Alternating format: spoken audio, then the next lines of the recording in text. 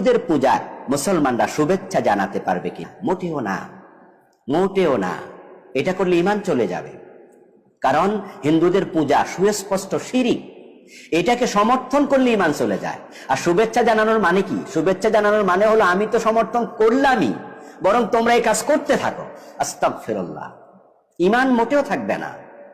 এই জন্য হিন্দুদের শারদীয় দুর্গা পূজার শুভেচ্ছা, এটা কোনো মুসলিম ব্যক্তি যদি বলে ঈমানহীন হয়ে যায়। কোন মুসলমান পূজার সময় শুভেচ্ছা জানাতে পারবেন কিনা? পূজার সময় অন্য ধর্মাবলম্বীদের সাথে আমাদের সৌজন্যতার অন্য সব দিকগুলো আমরা যথাযথভাবে বজায় রাখবো, কিন্তু আগ বেড়ে তাদের পূজার উপলক্ষে শুভেচ্ছা জানানো, তাদের পুজোর কাজে সহযোগিতা করতে যাওয়া, কিংবা তোরণ নির্মাণ করে তাদেরকে শুভেচ্ছা প্রকাশ করা, এগুলো অন্যায় কাজ। কেন অন্যায় কাজ? কারণ হলো তারা পুজোর মাধ্যমে শিরকে লিপ্ত হচ্ছে, যেটি আল্লাহর কাছে সবচেয়ে অপরাধ। আপনি বিশ্বাস করেন, আপনার ঈমানের প্রশ্ন এটি।